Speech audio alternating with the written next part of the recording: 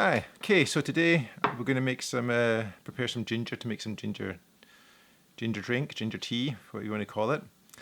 I prefer, you can make this hot or cold. I prefer it when it's cold because whatever's in the ginger, more of it's released when you use hot water. When you use cold water and you put it in the fridge overnight, it's a much milder drink. It doesn't hurt your throat so much. So basically, you're going to slice this stuff up and dry it in the sun. But before we start, a little tip. If your knife's not very sharp, like this one, its edge is a little bit squiffy on this one. Just get a normal cup, bottom of the cup. Just do this a few times and it'll put a new edge on it.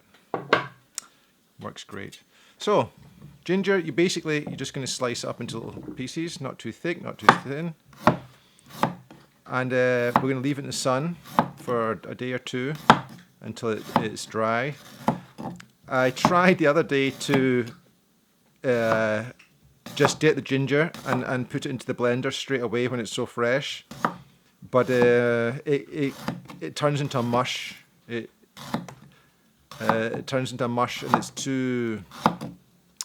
When you put the water in it, when you put it into it just turns into like there's lots of tiny little bits floating around, and it's not so nice. It gets stuck in your mouth. So when you dry it in the sun, it gets kind of chewy. And then when you put it in a blender, it sticks together. It doesn't like vaporize so much. So that's what we're going to show you to do today.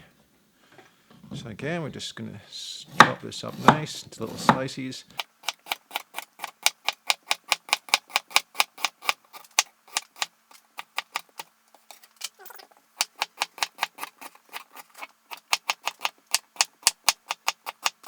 So, hey Fiona.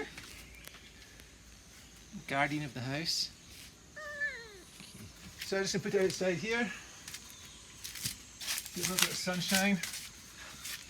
I'll just leave it here like that. And then hopefully maybe 2 days, 3 days, that'll be dry enough to put in the blender. And we can also mix it with some, it's nice to put a little bit of like a cinnamon stick in it when we mix it up with the water. And some lemongrass. It's very delicious and very healthy.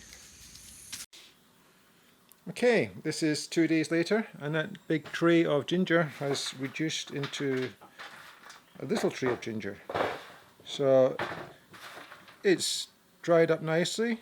It's not brittle dry. It's kind of chewy dry. It's dry on the inside, but it doesn't snap. It's just right. 2 days, 3 days. This is 2 days. Anyway, so that's ready. And then I've got some lemongrass here, which we're going to add. We're also going to dry this and add it to the mix. And this is kaffir lime leaf. So this comes from the tree that the kaffir limes grow on. A kaffir lime looks like a small lemon or a lime. It's this colour, and it's got a really lumpy, kind of bad skin, bad looking skin, like a warty skin. But it's they use it a lot in Thai food. Green curry is probably the most popular thing you've seen this in, Thai green curry. I just bought this. We normally grow ourselves, but that's at the old house. So I just bought these 1, 2, 3, 4 pieces and all this, and it cost 5 baht. Work it out how much that is, or how little. These actually, we've got a couple of trees on the land. We go and normally pick these ourselves. And here is some that I've dried. It looks like this. So this has already been dried and blended, and I can add that into the tea at the end just to give it a little bit of a lime kick. So all we need to do now is blend this and put it into here.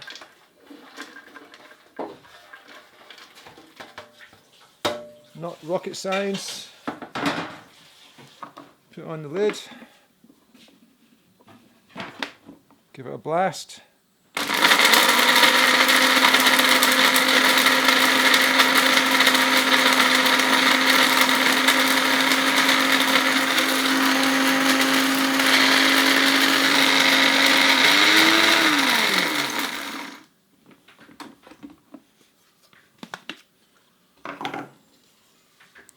And that looks just about right. The lemongrass was in the sun for a couple of days and it's dry. Before I put it in the sun, I chopped it up just like the ginger. You don't have to see that, it's just chopping lemongrass. And now it looks like this. Okay. Focus on that. So basically this is dried lemongrass and the kaffir lime leaves as well. So these we just, you know, just scrunch up like this.